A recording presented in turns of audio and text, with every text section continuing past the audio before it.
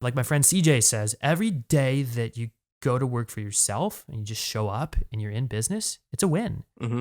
So for me, like it's enjoying the process, and there's hard things, obviously, a lot of hard things in the process, but yeah, enjoying it. On the 35th episode of Passion in Progress, Dr. Matt Delgado. Matt is a chiropractor, and in this episode, we talk about health and specifically work-life balance and stress. And Matt has an interesting story there because he was working for one of the most prestigious chiropractic clinics in the US and worked himself so hard that he ended up contracting a disease. So we talk about the pivots in his lifestyle and the habits that he has today that lead him to a successful, healthy life. I was also interested in the whole topic of growing a business as an entrepreneur and a health practitioner. So in this episode, we dive into things like using Instagram and other social media outlets to grow a business as a health practitioner and an entrepreneur. Before we get into the podcast, if you have dug what I've been doing with the Passion in Progress show and you've gotten value out of it and you want to support me, I'm on Patreon at www.patreon.com/Javier Mercedes. Thank you to all my patrons thus far, and it means the world to me that you guys want to support me in that way. If that's not your cup of tea, you can always write me a review on iTunes. With all those reviews that I get on iTunes, it helps tell the algorithm that, hey, this is a cool podcast. We should probably push it out to some more people. So if you want to help me in that way, that would mean the world to me as well. Last but not least, you can share this podcast out with a friend, a colleague, or maybe somebody that isn't your friend on social media. If you want to tag me on anything, I'm at Javier Mercedes X on all things social. That's Javier Mercedes X. Without further ado, let's get into the 35th episode of Passion in Progress with Dr. Matt Delgado. What is up, Merce Nation? Javier Mercedes here for yet again another Passion in Progress show where we talk to inspiring individuals and hopefully through hearing their stories, you too are motivated to go out and pursue your passions. Today on the show, we have a chiropractor, Dr. Matt. How's it going? Hey, good. That was a good intro, by the way.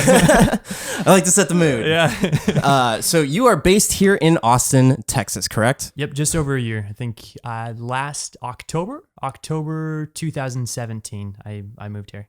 Yeah, and I think what we'll get into is since you're establishing, would it be called a practice here? Mm-hmm. The story of how you got into it was pretty interesting in and of itself. So I guess there was a catalyst, and it started with some pain. So go ahead and start with that. Yeah, and I think, for most people it does. It starts with pain, right? Because pain gets us to take action in whatever way. So for me, it was headaches. I had a few concussions, and I played sports growing up too, so some sports injuries. Mm-hmm. And headaches was my big thing. After, I think it was 15 years old, and after about a year of consistently having headaches, I figured, okay, it's time to do something different. I'd been taking ibuprofen, didn't really help. Time to find a new solution. Just so happens my uncle, who we were just talking about in Atlanta area, is a chiropractor. So that's awesome. Full circle. Yeah, full circle. So I went out, I just told him I had headaches, and I asked him if he could help me. And of course he says, yeah, we'll take a look. So the first time he ever adjusted me, I remember the pressure that was in my head completely leaving. Crazy. That's what I thought too. And that was the first time in over a year that pressure in my head had gone away. I don't think most people have like maybe that epiphany or that aha moment, like this is what I want to do without a doubt. I did. Mm-hmm. Do you go to some particular kind of chiropractic school? How does that look? Yeah, so it's about the same number of hours as a medical doctor or PT. Yeah. So it's a doctor of chiropractic degree. Mm-hmm. So I went in a condensed 3-year-round, pretty intensive, just wanted to get through it and save a little bit of money by skipping an extra, I think, quarter or two, whatever it was. So talk to me about the options that are available to you after you graduate. Are you just like, where do I get a job? I think the normal track for most chiropractors, because we don't have a residency or a fellowship like medical doctors. Mm-hmm. So we kind of utilize the same type of structure by doing an associateship, which is working under another chiropractor as a salaried employee. I had an opportunity to work with a huge chiropractic clinic in Nebraska. Mm-hmm. I think he had reached out to the school asking if anyone would be a good fit, and my name came up because I had just so happened to have done really well that previous quarter. So just timing that linked us up. And I first heard about it and I was like, what? Nebraska? There's no way you couldn't pay me enough to get me to move to Nebraska. Yeah. Well, guess what? A few months later, I moved to Nebraska. From what you were saying earlier, before we got on the podcast, is you were kind of tapped into putting in your reps for chiropractic. So he flew me out there to see the clinic, and he wanted me to experience what his office was like, and I'm glad I did. I was so inspired. Huge clinic. I have goosebumps on my arm saying that. I was so inspired. I was.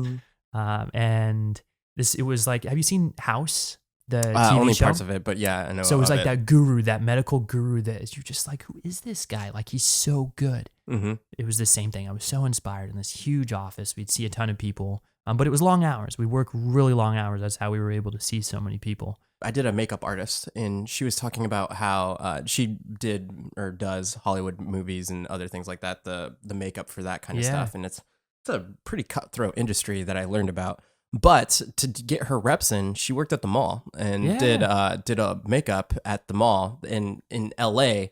That was just a nonstop amount of people that needed to have makeup. And the thing that I didn't realize was like, oh, there's burn victims that like need to like, that they want to go to an event and they want to like cover up something, or they might have something on their face. And it was just interesting to me that like by putting in so many reps, you get exposed to so much. Yes, exactly. I saw some amazing cases. I got like an intensive training program really quick. We worked about in the office, I don't know, maybe 60 hours a week, but I was trying to build a practice within a practice. So it was more like 75 hours a week with everything on. There was no downtime. There was no downtime at all. So I'm assuming you experienced some sort of burnout. Oh, completely. Yeah. And, I was entitled, I think, at that point, too. In the beginning, we come out of school and we're so green and we think that we should be, especially as a doctor. I was like, man, now I got doctor in front of my name. Like, I should be paid like it and I should be treated like it. Like, I had a little bit of a chip on my shoulder. I was humbled really quick because I was paid next to nothing. I was making more money waiting tables in undergrad than I was as a chiropractor immediately. Really? Yeah. Wow. Yeah. I worked for the experience essentially until I got burnt out. Yeah. It was 3 months in. That's how long it took. Yeah, it was quick. Talk to me about like the like 2 weeks of when you were gonna just like cut ties and be like, all right, I'm done with this. Like where was your mental state? I was exhausted.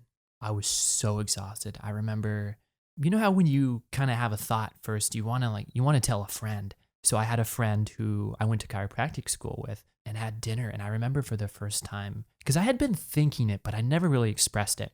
And I said for the first time, I don't feel right. Like something's off. I don't know if I want to be doing what I'm doing. You just went to all this school. I know. And I was like, this is insane. Because I had all these shoulds in my head. I just should stick it out.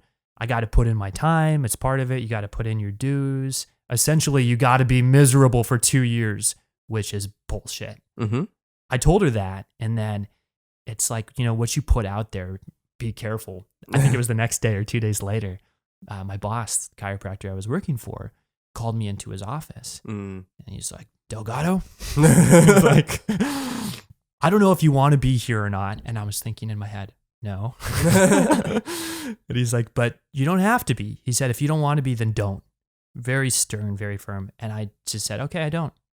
So he said, okay, set your end date. I told him, I think a month later, it was the beginning of the month. And it wasn't your friend that tipped him off. It was just like, was it your body language and how you were acting at work? Yeah, it must have been. I was checked out without even realizing it. And I was so miserable. Like I felt so exhausted. And I didn't even realize the extent of it too. I remember going to a couple doctors. So I knew something was off because my hair was falling out like in chunks. Yeah. So I remember I was in the shower and I'm like kind of shaky as I'm saying this too, like reliving it. I'm like, God, this sucked. But like seeing all the hair on my hand. And I remember calling my mom crying because I was so freaked out. Like, this is not normal. This is not right. And I shouldn't have to put up with this or like live through this. And I was exhausted. Like I had no energy to do anything. I would dread going into the office and I'd want to leave. I'm assuming you had other people that came in maybe at the same time or before or after you? Were they working the same hours, or were you just trying to put in more to like get ahead? Good question. There were 2 other associates in the office, so other than the owner. So there were 3 of us. I was the new one, and the 2 other ones they're more permanent. So they had already built a practice within his practice and just didn't want to take on the own troubles of starting their own business. It comes with a lot, I'm sure, as you know. Yeah. So by establishing a practice within a practice, does that mean there's like one name on front of the building, but then people just keep coming in and then they keep seeing a person? Yes, and it's worked out with percentages. So it's like an independent contractor almost, but not quite. Like it's so still, you get to use like the facilities and everything. Yes, exactly. Okay. I didn't even see how beneficial that was at the time. That's again one of the things where I was like, I'm entitled. Like, come on, like I want to be making all this money. I had no idea what it took to run a business. I had no idea the overhead expense. So now I know. Now I'm like even more thankful for him, even though I didn't have the greatest experience. I'm thankful for all the time and the money that he invested in me as a human and as a chiropractor, because I'm better today having had that. And I'm so thankful for him. I sent him an email telling him that. He didn't really say anything bad. Yeah. I think he's still bitter about me leaving, but but at least I put that out there. I think it's one thing, especially when you're starting your own business, like if you know how much time and effort it takes to do every single aspect of the business. And once you start doing that, you're like, man, if I was a crappy employee, just like I showed up and did whatever, you can see it from the other person's shoes very fast. And, to answer that other part of your question, I wasn't putting in any more hours than anyone else. We were all equal. We all worked long hours. We'd open at 6 a.m. So the first people that wanted to get adjusted could come in at 6 a.m. We'd leave at 6 p.m. and lunch hour was about an hour and a half. And we trained every day. I think I had maybe one day where I truly had a lunch to myself, which I was usually setting up a meeting with someone, trying to meet people. In the beginning, it's all about getting to know people, networking in your city, getting plugged in. You cut ties. What do you do after that? I kind of freaked out for a minute. That was, if ever, rock bottom for me. That was it. Or, when your health is on the line, it's a completely different feeling. How much did you have in your bank account, if you don't mind? Yeah, I'm glad you asked that. I had $200. $200. And you're in Nebraska. What are your options? So that's exactly what's going through my head. I'm more logical too. I'm like, okay, I got to do something. How do I do this? So I get out of my lease. Actually, after everything, I think I had 200. I had a little bit, maybe 1,000, something like that. So I get out of my lease. I break it early. I pay the fee, whatever it was. I pay for that last month's rent. Now I'm down to about $200. So I call my friend in Lincoln, who's 45 minutes away, and she knew already at this time kind of what had been going on. And I said, hey, I need a place to stay. And I think she had offered. So I went and I lived with her, and man, what a blessing that was. I laid on a couch for a month, probably 6 weeks.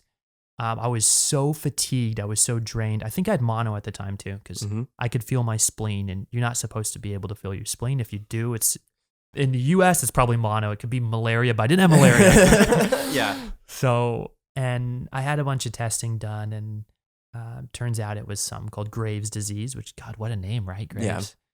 Yeah. Autoimmune thyroid disease. So it didn't scare me, because the thyroid, I know is involved in everything in our body. And I know we can heal from anything. So, I mean, it scared me. It did at first. I was like, wait, this sounds not, if it's connected to everything in your body, that sounds like something that you wouldn't want to go down. You wouldn't. But, so at first I was like, kind of freaked out, and I was scared. I had never had my health like this ever, to the point where I physically, I really couldn't even go for a walk around the block. And just relearning how to laugh, that was a big part of my healing. No joke. Yeah. Really? I stopped having fun in life, and I was so serious and so robotic with work that I remember laying on the couch and I'd watch comedy movies all day, because I'm like, man, I gotta learn how to laugh again, how to have fun. I'd eat good food. The girl I was living with, Christina, was awesome, and her fiance at the time, husband now, they'd cook for me, great quality food. So, I mean, I had it made. I had a great place to live. My mom stepped in, helped me out. A few times in my life I've asked for help. This was one of them, to help pay some bills while I needed to recover. And thank God my mom was there. Moms are always there for that. So it was a lifestyle change too. I went through a ton of frustration, so much frustration. I gave up coffee, which I love. We were just talking about that. I love coffee more than anything. I gave up coffee. I gave up alcohol, which I was maybe 26 at the time. And for me, that was the point where, okay, I was like, yeah, I'm kind of over going out, getting drunk in bars, but I loved beer, loved like IPAs. And, growing up in Washington, we have tons of good beers, and California, same thing. So that was hard for me, a complete lifestyle change. And I realized how much life revolves around alcohol. All these social gatherings, everyone's drinking, and I felt so left out. I'm like, okay, yeah, I'm the weird guy not. And then food as well. I got really, really strict with what I was putting into my body, and I was only putting in pure, real food. With your budget, how was that? Luckily, I know how to shop a little bit better. And you'll put money into the things that matter most. So at the time, I drove a little beater car. It was all, I don't think it was dented up at the time. It got dented up later on, but I had no car payment. My insurance was like $40 a month. My loans were on deferment. So I had nothing. So I could put money into food and good quality food. Yeah. Right. I think that's a legit thing. When I graduated college, I was on my brother's couch when I moved to Atlanta, and I was freelancing 4 different jobs. Since you don't know when the next paycheck's going to come, it comes with learning your finances and all that kind of stuff, especially right out of college. There's also, I have time on my hands to cook things, and that's when I started really learning how to cook and doing all that kind of stuff. But with that also comes with greater food, higher cost. Yeah, it is. Especially for proteins. Yeah, it's a luxury. But luckily, I had kind of learned how to shop and navigate more of the healthy things. Or even if I wasn't buying something that was organic, I'm still buying something that's real food. I'm still buying that broccoli or that kale or just real food. Nothing in packages. Nothing at that time at all that was packaged. It was all real food. And I stopped eating sugar completely. And maybe this ties into where you're at today. Alex Becker is a guy, I actually just watched this video yesterday, and he said a goal is not a goal, it's who you are. And what he means by that is, in order to achieve a goal, if you're stuck always getting the same outcome, it's because the decisions you make are because of the person and experiences and everything that you've had. And what it's sounding like is you had a complete paradigm shift in who you are. And because of that, you're making all these, I want to say, quote, air quotes, right decisions, right? With health and everything. And then when other decisions come up to whatever financial or what you want to do with your career, I'm assuming you're setting yourself up to go in the right direction. Absolutely. The best thing and this is really hard to say, the best thing that ever happened to me was that. Was for myself. Getting Graves' disease. Yeah, getting Graves' disease. What? And what a name. And when I would tell people, they're like, oh my God. So I realized I had to stop telling people. But yeah, it forced me to shift my own paradigm and to live in congruence too with what I was preaching in the office I was working at. In that office, they were not about a healthy lifestyle. I used to get made fun of because of what I ate. Because of what I brought in was more healthy or more I had vegetables on my plate or in my Tupperware, and other people were eating fast food. And thank God I got out of that and had that complete shift in my own life. Because now I still live my life like that today. Maybe not quite as extreme, but yeah, I do. And people meet me and they're like, I'm shocked that you're who you are in person and on Instagram, or the things you talk about, you actually do. I'm like, yeah. Of course. Yeah, I will say with Instagram and social media, it's much easier to be your true self than to put on a hoax and just I don't know, especially in the YouTube realm, because with audience retention and everything, there's hey, let me get your attention. Let me make this video. pay attention to me, and we're done with the video. But then like part of that also comes from like whenever I do something like that, it's like I want to get the message across, and I want to like be exciting and all that type of stuff. Yes. And that's another reason why I love the podcast is because it's a much longer form, and you can have an actual conversation about everything. But with that, what is one actionable thing that if people are looking to establish a habit that becomes a lifestyle? What's one actionable thing that they can do in order, like, for what's something that you did to, I guess, avoid like alcohol? First of all, I realized for my own journey, it was the group of people I was hanging out with. Some of them were the wrong people. And of all people, and this guy would probably never even hear this podcast or never even know this, but this aha moment to me, I was waiting tables. That's another story. I took 6 months off from Nebraska to starting my own practice. Partway through, I was in New Mexico waiting tables. I dropped my ego. I'm like, I needed to make a little bit of money and save some money. A doctor at waiting tables. Yeah, and I wouldn't tell people that. There were a few people that knew, but for the most part, your coworkers would look at you weird. And now it's on a podcast. If they know that. Yeah, now it's on a podcast. I was in New Mexico waiting tables. There was a bartender there. He was a really cool guy, and I was kind of telling him that I think that I had struggled with that at times, like having given up drinking, or I felt like I left out or whatever. And he said, you know what? I've noticed that all the beautiful people are out in the morning running anyways. He's like, all the people that look the most healthy and have that glow to their skin, you don't see them out in the bars like you see them at 6 a.m. or 7 a.m. Out running and out hiking. And that stuck with me. And I was like, you know what? He's right. Like, those are my people. I'm hanging out in the wrong places. Like, I shouldn't be hanging out with the people who are out till 2 a.m. in bars on the weekends. My people are the people that are out in the mornings. 6 a.m., 7 a.m. And my friends now, that's them. Those are my people. So the people you surround yourself with, right, are the ones that you're going to be alike. Do you remember the first thing you did to incorporate yourself in that group? I started just putting myself more in those situations, things I like more. It was, so at times it felt lonely, but I mean, whatever it was, meetups or workout classes.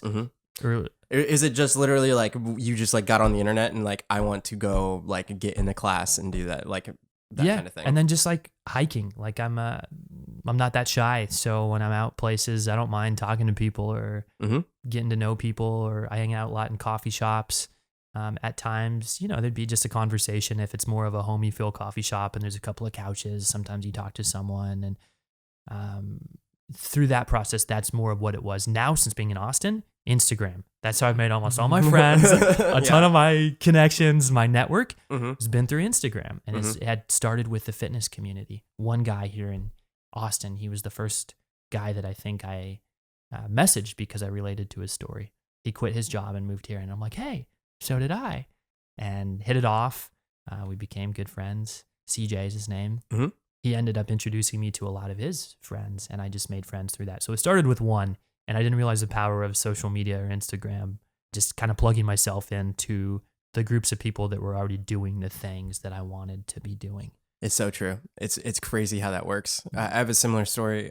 When I left my job to do the videography and this podcast like full time, I entered this like contest to get to a conference that was with like-minded individuals that are doing this exact kind of thing. And my mind was blown when I was surrounded by that many individuals that were just like so hyped about like, oh, do you like video? Do you like camera? Like, do you like YouTube analytics and like all this stuff? And it was like, I couldn't get enough. And since then, it's been a complete like ongoing conversation. Like I'm in Facebook groups and like in DMs, and like if somebody pops up with the Instagram, so I'm like, oh, good job, won that shot, and like everything. But it's so true. I think in today's day and age, there's a level of friendship, maybe with people that you've never even met in person, but their triumphs and their challenges and struggles through what you've seen. Yep, I completely agree. Yeah, couldn't agree more. How'd you get to Austin? People are really active. It's a really health conscious city and really open minded, and a lot of young people. So I fell in love with it immediately. And I knew after Nebraska, whenever that ended, that I'd make my way here. So I didn't know how, but after Nebraska, I moved to Dallas. I've got family in Dallas. That's the closest I could find to Austin. So I lived with my uncle. I was just doing side work for him, making a little bit of money. And I would drive down here to Austin probably every weekend, every other weekend. So just trying to get connected with chiropractors. I went to different chiropractic groups and I didn't even know existed. Like I just found groups and kind of plugged myself in. So you're in Dallas and then you want to come to Austin to establish your practice. Yeah. Talk to me about the nitty gritty things, like, because I think what's relatable is, one, you had an established path of what was going to happen in Nebraska, right? Yes. And then it was like, obviously you wanted to get as far away from that as possible and establish your own lifestyle. Totally. And I think a lot of people can relate to that are listening, and myself included. Uh-huh. And then while you're trying to establish the life that you want for yourself, and it sounds like you're living, even at that point, you're even in the pursuit of said goal, you're already accomplishing living the life that you want to. Yes. So in terms of when you're establishing the practice, what were those first couple things that actually worked for you to start a business here in Austin? Oh man, that was a process. So it was 6 months from when I moved to Dallas to when I started my practice in Austin. Yeah, 6 months. And you were going like every other weekend and all that stuff. Yeah, it takes time. A lot of people don't realize anything takes time. A friend, I think once or just recently told me, even the overnight success, they took 3 to 5 years to get there to the point where you see them as an overnight success. Yeah. So that was the time. And it was literally just getting plugged in with anyone here. So it was meeting chiropractors. And I met one that I really liked. And he introduced me to a few others. And I met a couple actually that I really liked. I'm still friends with now. I had no idea that it was going to start my own practice, honestly. I was looking for jobs here. Would it be like like what you were doing at the other place? Yep. Okay. My confidence was crap at the time. Yeah. I felt like a beat down dog and my health had just gone to crap. So I'm like, man, I have no idea. I have no money. I told you how much I had. I had nothing. So like, I don't know. I think if I'm in a boss situation though, and if you see the drive that's there, that might actually be on paper, that might be better than all the other candidates. Yeah. So I didn't realize that, but yeah, it's my confidence. You're totally right. You're totally right. My confidence was shot. So I remember interviewing with a chiropractor here. He's been a chiropractor for 20 years. He interviewed me. He told me straight up, I think it was a few days later, he said, "You're too good to be an associate. I'm not going to hire you as an associate." Sometimes it takes that. Boom! That set me free so Yeah. much more too than I needed to hear that. And to have a guy who I really respected, even in the short few months that I had known him, say that to me, who had been around for so long, that changed my path significantly, hearing that. So I just started looking for places to do it cheaply, because I wasn't about to just go in and take out. You're talking about an actual physical building, correct? Yeah. So I didn't have a big capital to go take out a huge loan either. And What do you look for clientele when you're going to establish a practice? Are you like, all right, there's a chiropractic person here, and if I set myself up in this area, I'm kind of in a middle ground. Like, or do you think about the clientele that's going to be around that place? What goes through your head? I didn't know anything. None of this. Literally none of this. All things that should be going through my head that, again, I had no idea. So I just you don't know what you don't know. Yeah, but you're throwing yourself into the fire to find out how to do it. So this guy who said no to me as an associate ends up offering me an independent contractor position, which is essentially like starting my own practice, but he keeps a cut. And that cut is essentially paying for my overhead expense. Is that like he has clients, but he has too many, so he's like, hey, can you take on this many? No, like letting me start my own practice, but use his building. Oh, okay. So okay. Yeah. So he offered me that, and then after talking to him for a while, there were very specific hours I could work and couldn't work, and it just didn't feel like it was going to be my own at all. So I found someone else through the internet, just a random listing for a spot for rent, and just so happened to be the neighborhood that I fell in love with when I first came here. And it's now this neighborhood I live in. It's the neighborhood I work in. I live right down the street, a couple miles from where I work in the Zilker neighborhood, South Lamar. Based on location and just that flexibility to having start my own place and the price, like that's why I went with her. At this time when I started my practice, I had $2,000. By that 6 months, I was able to have $2,000 coming in, and that was for my personal expenses and my business. That's it. I started with 2,000, and I remember so many friends and family members, mostly family members, the naysayers, family of all people, but saying you shouldn't start your business in November. It was the last week of October. They said, that's bad time. That's actually, I would kind of say that too. I know. I would kind of say that as well. A lot of people were saying you shouldn't. It's a bad time of year. And I'm like, yeah, I get it, but I can do this. So, and my mantra was always, I will, watch me. Mm-hmm. And I did. And they watched me.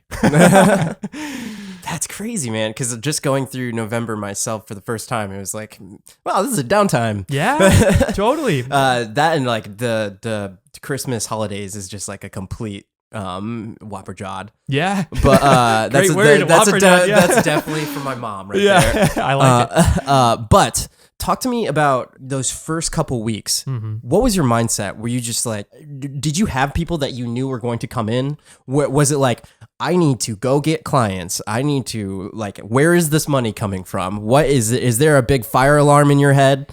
The fire alarm was totally there. I knew nobody coming into Austin. Mm-hmm. My cousin, who I didn't really grow up around, and I had just met her when I moved here. She was my segue to moving here. Lived with her for a week, then found my own place and in the neighborhood I work in. So yeah, I knew nobody. Mm-hmm. So starting my own practice, I was like, okay, I need to eat and I need to go as hard as I can to find patients, to find clients, to eat. I need to eat. So when it is like sink or swim, I think that's a lot easier to do. It's harder, but I mean, how'd you get your first clients? I would go to the farmer's market, and you can just set up a booth at a table at a farmer's market. And I didn't want to be super salesy to someone walking by, everyone walking by saying, hey, come sign up. Like, I need to pay my rent. Come on.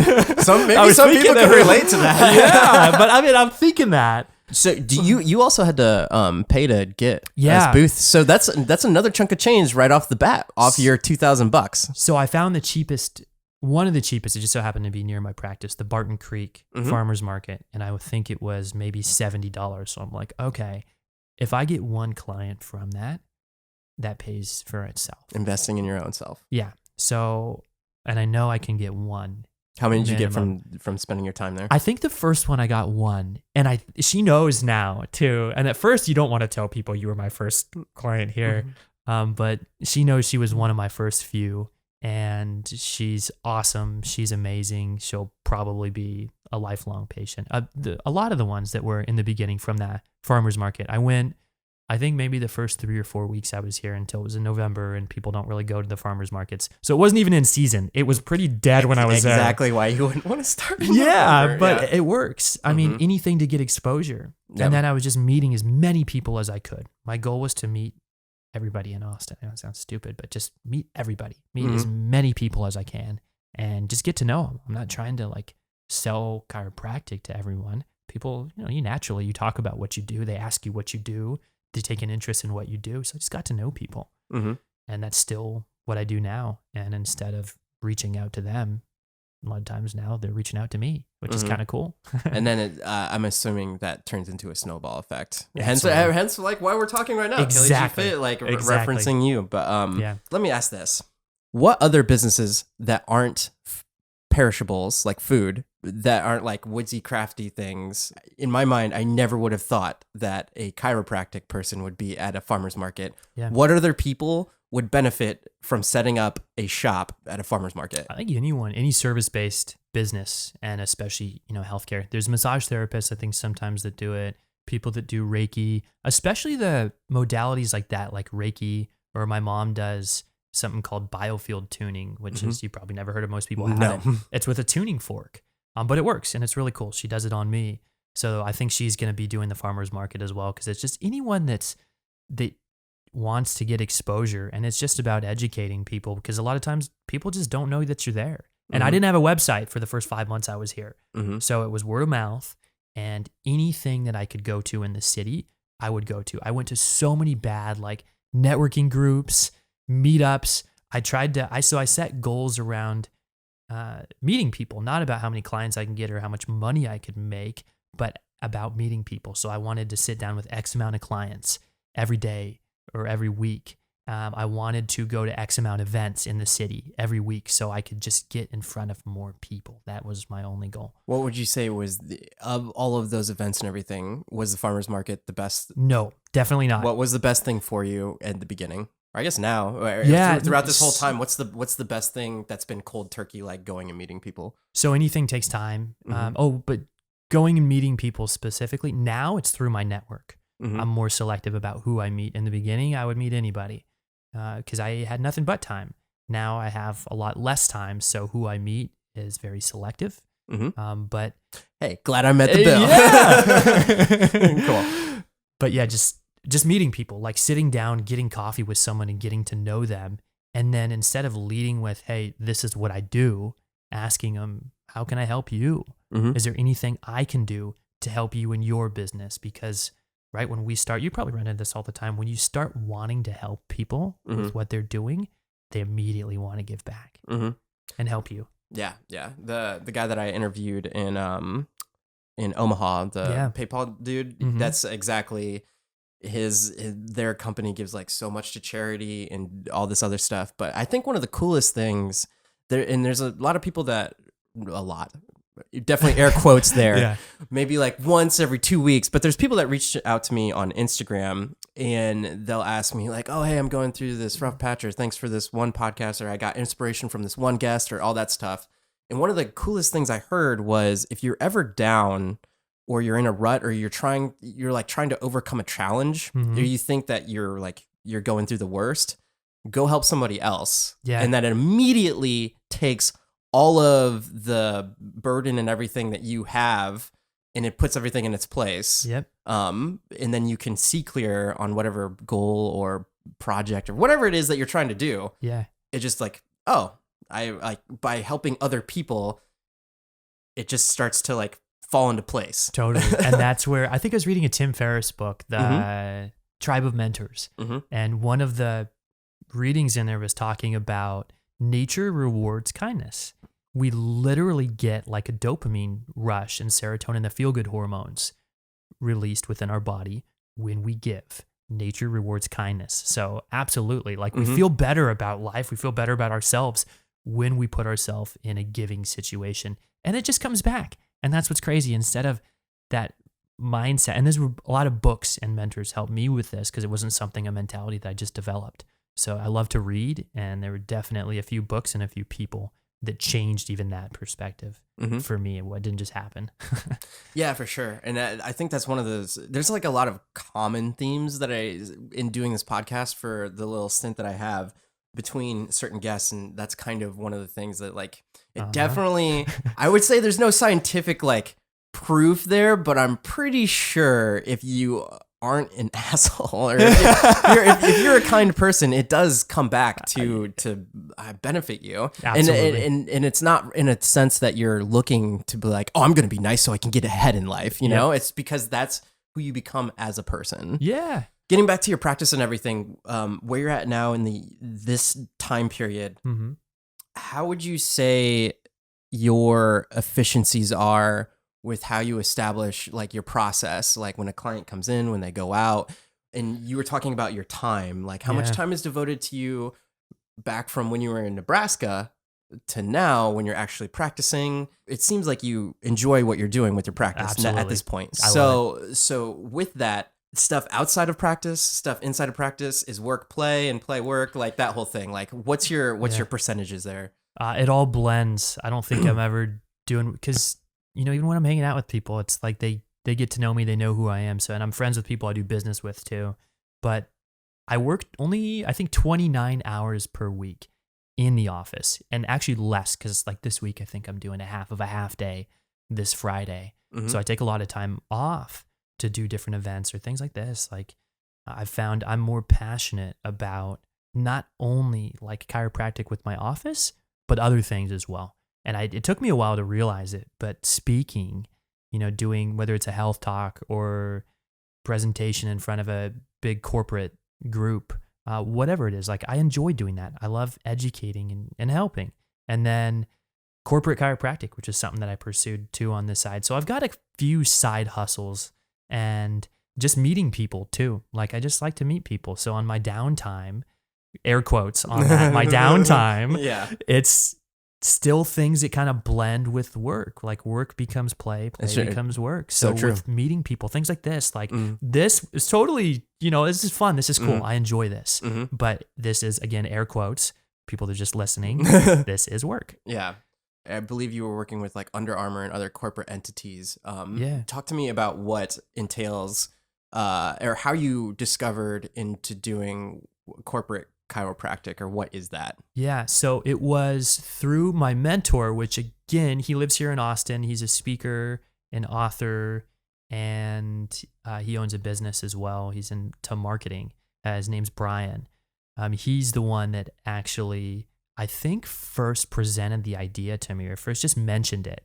And that's a cool story in itself. We became friends through Instagram, and like everything else, just organically, like a friendship grew. And I remember researching him before I met him. And it's probably funny if he's listening to this. Here you go, Brian. So researching him, and then like, damn, this guy's a big guy. Like, I remember just on Instagram, he just looks like a normal guy. But then I think I found him on LinkedIn, and I'm like, oh shit, he's got the blue check mark and, that verified account, and he's got 50,000 people on LinkedIn. So I'm like, okay. Like, and then I look up his books, and he's got a few New York Times bestsellers. So I'm like, okay, this is cool. But just ended up organically becoming friends with him. He's a great guy. He's a really close friend of mine. But he's the one that I think planted the seed for that idea. And I'm like, yeah, that could be cool. I didn't really think anything of it. This like maybe 6 months later. So this idea didn't even come about very long ago at all. 6 months later, I'm doing it and I'm loving it. I just did an event a few days ago this past weekend at a gym up in North Austin, True Grind. They're awesome. A bunch of baseball athletes. So things like that, whether it's a gym, whether it's something like you mentioned, Under Armour, tech companies, same thing. Like anyone that would utilize chiropractic, which is literally like anybody, because occupational stress is so hard on us, but then just breaking down the barrier of time. Instead of them having to come to me, I'll go to them. Eliminating the friction. And Brian would love that. My mentor, that has just two things. One of them is eliminating the friction. So that's one of them. Do you have a lot of clients that have now come from that, where they maybe wanted to try it, but then it's like, oh, hey, I guess they're already here. We'll do it. And then all of a sudden they're like, whoa, let's do this all the time. Totally. And I think people are afraid of it. A lot of people at first, or it's like that thing. It's like, I don't want to tell my friends I'm going, but I'm going to a chiropractor like that. And once they see other people doing it, or once they try it out for themselves, they're really like, wow, this isn't only not so scary, but this is freaking awesome. And how do I get more? Where do I go? Where's your office? Chiropractic, the drug. Like the drug, yes. Yeah. So it's been fun in that way. And it's cool because you get to know people in their work environment and you see how they spend most of their time. And for me, that was a huge light bulb, was people come in saying that, oh yeah, I'm fine, or oh yeah, my desk is good, or this is good, that's good. But seeing it, I'm like, this is far from good. So actually seeing them in their workplace. Yeah. Oh, that's a completely different ballgame. So it's kind of a hybrid with doing things like ergonomics and then also adjusting them on site. But before I even adjust them on site, I love to see how they spend most of their time and give them the education. That's the most powerful thing I can give someone is that education, because they can find any chiropractor to adjust them. There's thousands in Austin. They don't have to come to me. But if I can give them that knowledge at least to like, oh, hey, there's a problem, or hey, I shouldn't be doing this or shouldn't be doing that, that's when I'm happy. Yeah. I think the whole idea that you get to see them in their place of work where they're spending, probably more than 8 hours a day. Yes. Is awesome. Yeah. And probably gives you a lot of insight into what you're doing. Those are most of my clients now, I'd say, are people in their late 20s and early 30s, because that's when we tend to start feeling our problems that we've developed throughout life, not when we start to get them, when we start to feel them. Huge difference there. And many times they're people that work in tech companies, because sitting is so hard on our bodies. Now, after 30 minutes of sitting, our low back is starting to micro-degenerate at such a small amount. And you do that for hours and hours and hours, and then days and days and days and weeks and weeks and weeks. There you go. It's an injury over time. It's the small things that turn into big things. And same with our necks. Something called tech neck. I don't know if you heard of it. No, but now I do. There we go. Tech neck. Let's do it while we're on it. Yeah. looking down at our phones, looking down at our screens and our computer that monitors. is so legit. Yes, there we go. So now he knows it. As a video editor, right? Yeah. So when I would lose inspiration or creativity in my edit when sitting at a computer for so long, and then I would have to force myself to go out, and the child was lucky enough like it's along the river, and just being able to go out and see nature for a little bit, it's like completely rejuvenates yourself. But in going out, I'd be like, oh man, I just realized that I was sitting this way for X amount of time, and when you don't see the sun because you go in early and then you leave late. I can definitely agree with compounding over time, but with what you're talking about with the phones, it's so true because like while I'm looking at edits, I'm also like, it's weird because as a video editor, you want to, since most of the people are watching their videos on phones, you want to see what stuff looks like on phones now. So like being on social media was kind of like a part of the job. Using so many air quotes today. But it's true. Like I can actually mimic the type of like I can like. I'm having phantom pain, like knowing the position I would be in, holding my phone, checking it. And that's the opposite position of our natural neck curve. It's literally the opposite. So we start to develop that structure permanently when we spend a long amount of time in it. And that's what tech neck is this change in structure in the neck because of long-term postural habits.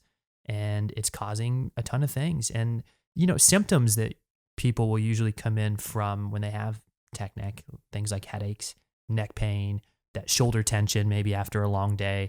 So sometimes little signs that we're like, oh, it's not that bad until usually late 20s, early 30s. Then it's like, oh, okay, that little thing that had been kind of warning me for years is now really warning me. Now I really feel it and I want to do something about it. That's when they call me. Segueing, because I really like this discussion of social media and like what you were talking about with Instagram and a following of what you're doing. Would you say, because you're talking about speaking and everything? It sounds like that's something that you want to pursue, like absolutely, like in perpetuity and all that type of stuff. Absolutely. What are your thoughts on if you're building a business, your time devoted to promoting yourself on social media versus actually one-on-one care?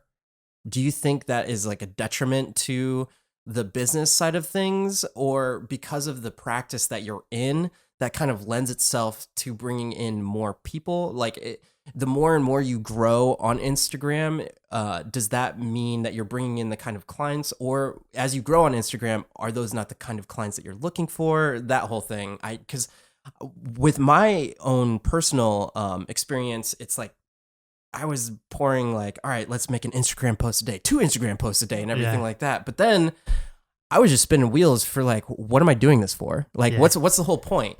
And then I wasn't like creating videos for like my YouTube page or anything like that because I was spending more time trying to do that type of thing. So where do you lie on that spectrum? It's hard. It is. It's like I'm wearing 3, 4, 5 different hats at the same time. I think growing a social following is super, just like what you talked about. There's no overnight success, but I think if you're going to do that, like it has to be all gun ho there. And then I don't know if it detriments what's going on in your practice. I don't think so at all. It's helping it. Okay. And it's just, so it's different things that I'm pursuing, right? Not only traditional chiropractic, well, air quoted against the front air quotes today with coming into the office, but that's only, I don't want to get too busy there. And most chiropractors, if there's any chiropractors listening to this, they're probably like, that dude is crazy. What chiropractor says that? They don't want to get super busy in their office. Well, I don't. I got really sick once. I'm not doing that again. I'm working 29 hours and my goal is by within 6 months to a year to completely take my Fridays off.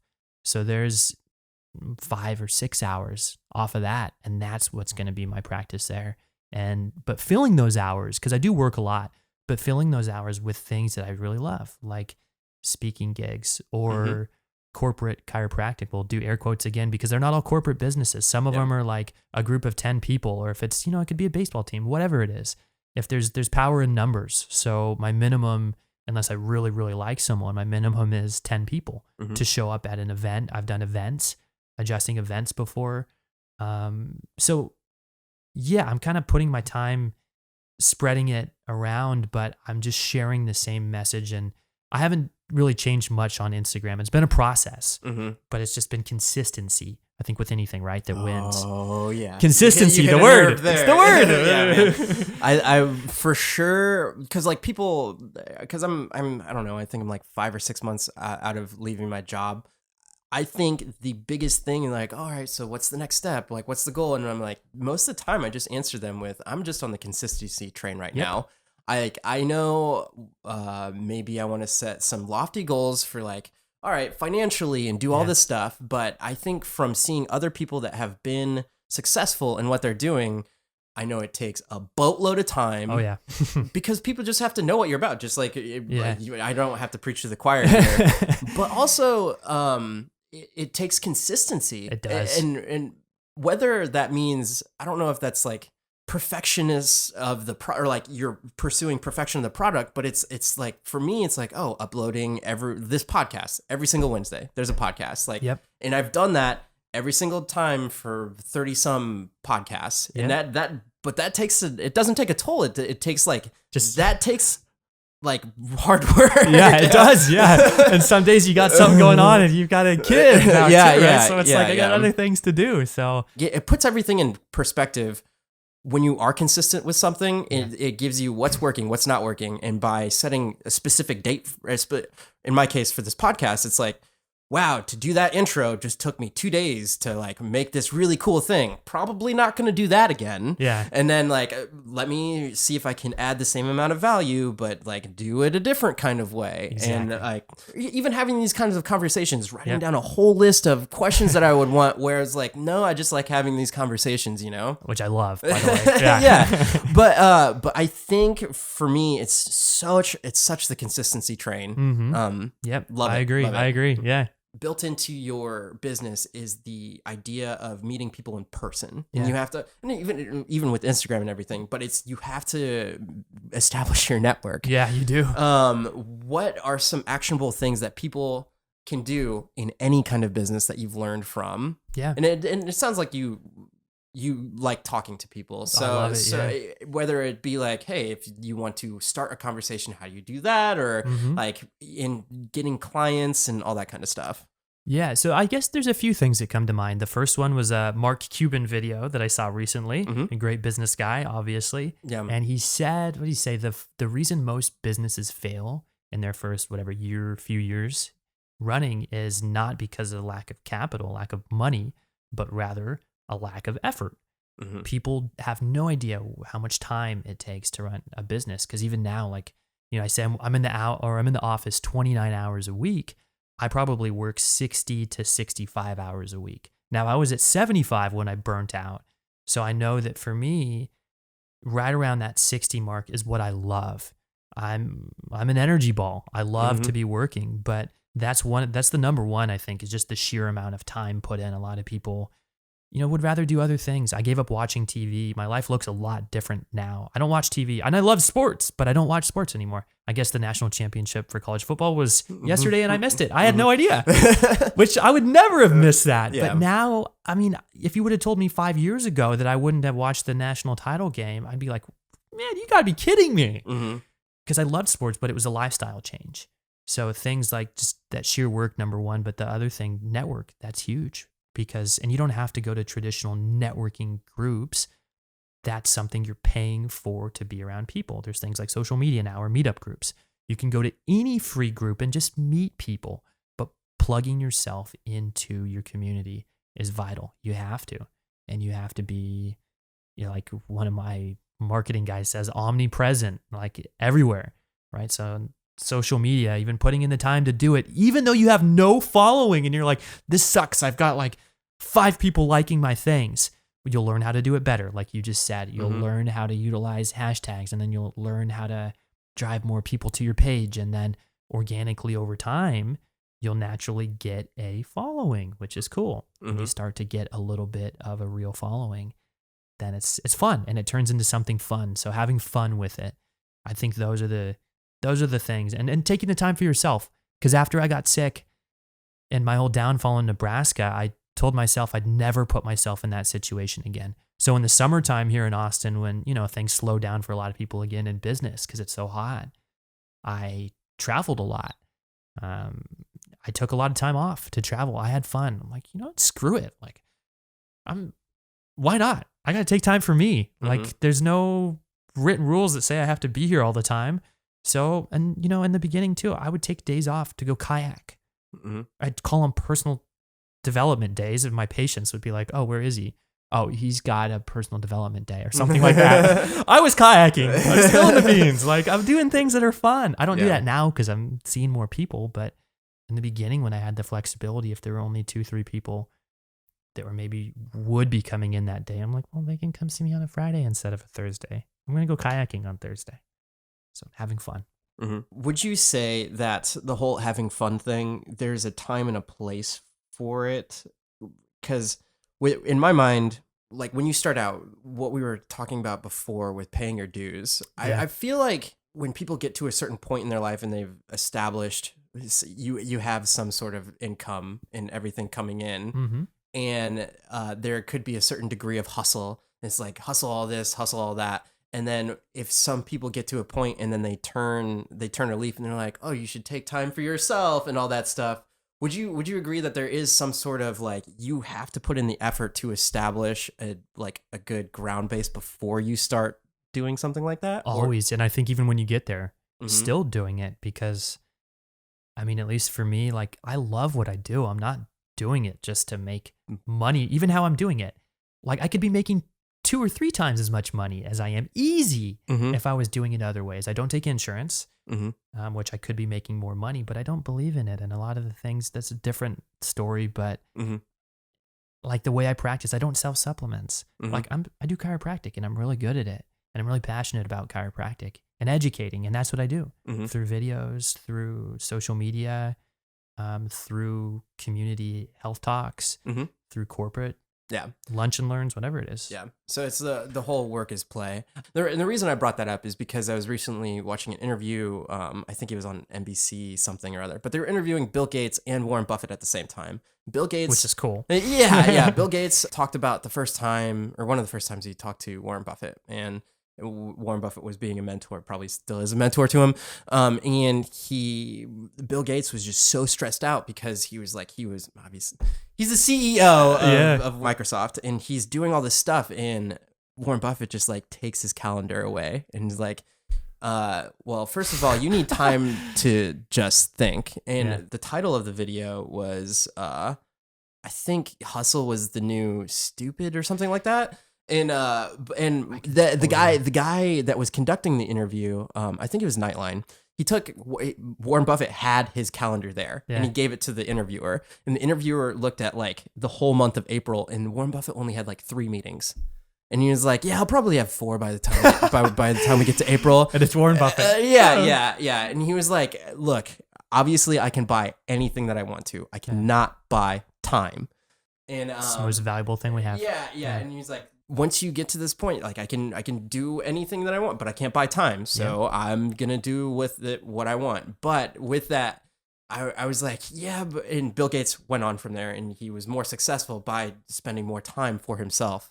Yeah. And not having to touch every single part of his business. Yep. But I'm also thinking to myself, but you had to hustle X amount of time to get that business off the ground. So I feel like there has to be like, I don't know, because there has to be like a stint of paying your dues, but then a little bit of exactly. No, I agree to that point where you're like, okay, now I can afford to take a little bit more, because I remember even talking to my mom now about how I first started my practice, and she's like, man, all you did was work. Like, you sounded exhausted all the time, but in retrospect, I don't really remember feeling exhausted, because it's like that exhilarating bliss, you're like, I'm laying down in bed and I'm just thinking, wow, what a day, like how awesome. And my friend CJ says, every day that you go to work for yourself and you just show up and you're in business, it's a win. So for me, like, it's enjoying the process, and there's hard things, obviously a lot of hard things in the process, but enjoying it. And then, yeah, I agree with you. You get to that certain point, you're like, okay, I can afford to take a little bit more time to Which do. I think is necessary to Absolutely. to give you perspective and actually live the life that you were pursuing to. And what you were saying, like hustle's the new stupid, or however you said it. Yeah, like filling your time, like filling every single minute with like something, you know? Yep. And that's what I see with the younger, I don't know if you say future entrepreneurs, current entrepreneurs, whatever, more so I think than ever, is we wear a badge of busy being a good thing. Like, look how busy I am. Busy is the new stupid. Yeah, that's it. It is. Yeah, it's like, look, I'm busy. Everyone's busy. We all have the same number of hours in a day. And I hate that as an excuse for anything, but we choose how we spend our time. And I think we maybe tend to overdo it. And people, man, there's my story. I'm sure to your listeners would be very relatable to them too. Like, that's maybe the path I'm going on. And that's something that I found with, like, even finding a lot of mid-20s coming into my office. I love that age range because it's such a fork in the road to where, okay, look, if your lifestyle keeps at it what it is, this could be where you're going. And I get to see some of them. A girl that just came in got diagnosed with Graves' disease. Oh, geez. And she is in her mid-20s. So that's the exact same thing that happened to me. And so, I mean, and I share my story. I'm transparent. And it's on my website. My About Me is a story that only Matt Delgado could have written. For sure. Yeah. Unique in and of itself. Yeah. But can relate to those that come into your practice and have the same thing. That's crazy. Yeah. I'm sure you had a good talk with her. Yeah. And it's made me a better clinician too. And I think just listener to people to be able to relate to something bad, whatever it is, any diagnosis. Because I thought at the time, maybe I downplayed it a little, but I thought at the time it was a little bit of a death sentence. Like, it sucks to hear any diagnosis and you research all about it and you're like, okay, what can I do? And your mind goes to the worst. At least for me, my mind goes to the worst place. I'm like Googling all these things, and I'm even formally educated on what it is and how the body works. And my mind still goes there. So I had to get off of Google. So if anyone out there is listening, Dr. Google is not the best doctor out there. If you can answer these in the shortest amount of time, why do you do what you do? I said this in a video recently too. The video's not out yet, but it's such a small thing. Chiropractic and adjustment is such a small thing. It takes so little time, but it can profoundly impact somebody's life forever. And same thing with educating someone. Such a short amount of time, but it can profoundly change someone's life forever. And I love that. Yeah. And I mean, obviously you could see it on a day-to-day basis. Yeah. For sure. And then if you were to give any information from anybody that was graduating from chiropractic school to where you're at now, which I think is most relatable to your story, because you are just a year out from starting your practice here in Austin. So I think you are on the ground level of letting people know, like, look, this is what worked for me, which I feel like you've answered throughout the podcast. But if you were talking directly to say I was another chiropractor, what would you say? I don't talk to a lot of chiropractors. Okay. I talk to a few, Okay. and I get a lot of actually asking me that. So same thing, a lot will reach out and say, hey, what are you doing? Find your own voice. And I'm actually going to a chiropractic school in Daytona Beach next week to give a talk. And I hope some of them maybe can listen to this too. But that's where the theme is finding your own voice. We get so many other voices in on, this is the right way to do it. This is the right way to do it. We've all got our own right way to do it. Listen to the voices that you want to learn from the most or that resonate with you the most, and then create your own. Stop posting all the things that everyone else is posting, chiropractors. Create your own. Make a video, but make it your own. Use your own unique analogy or use your own unique explanation in whatever industry you are. Like, be you. There's only one Javier out there. Yeah. Where can people find you? Instagram is probably my number one platform at Dr. Matt Delgado. I'm on Facebook, Can you spell it for me? LinkedIn, all those. DrMattDelgado. Yeah, so that's probably my most used platform. Find me, follow me, connect with me, DM me, whatever, say hi. I'm a human. And you're based out of Austin? Based out of Austin. Do you go anywhere else? Or Yeah, I do some for speaking, and as I start to build that more, create a new website for that, definitely be around more. And as I get more connected with people in other cities. Well, you just said you were going to Florida, so. Going to Florida. This guy who I'm wearing a wristband here, people that can't see it on video, BioStrap, people that I really believe in their business, what they're doing. He's out in LA. So same thing. I'll go out to see him. Mm-hmm. A group of people I work with in LA that use me for health talks in Austin that will contract me out. I'm based in LA. So I've got friends all over. So I'll travel, try to make business out of it too. Do talks like the one in Florida. Mm-hmm. So yeah. And if somebody was a prospective customer looking for you to speak at their place, what would they look like? It depends. There's my solid ones that I'm consistently doing are talks within health and around health, stress, how it impacts our performance at work, and how to really manage your stress to increase your performance and your productivity at work. That tends to be the number one. But then also things like this, like personal branding, people that are interested in that from a young millennials perspective, right? We have a different outlook. We have different tools. We grew up in a different time. So people that are interested in that more like personal branding or growing a business from nothing, those are things that I do as well. So that's where like this one in Florida, it's more about that. It's more about my story, branding, kind of some of the how-tos to steps they can take now while they're still students to start developing their voice, finding their own voice and creating a brand. There you go. Yeah. So listeners, check him out on Instagram. Say it one more time. Dr. Matt Delgado. Awesome. And if you enjoyed this podcast, you could leave me a review on iTunes. You could open up that iTunes app if you are listening to this on iTunes and leave me a review. That would be the best thing in all of life. Thank you so much for your time. Thank you for having me. And I'll leave you a review. You should leave me a review too. Thank you. All right. Till next time, guys, live a life of abundance, and I'll see you on the next one.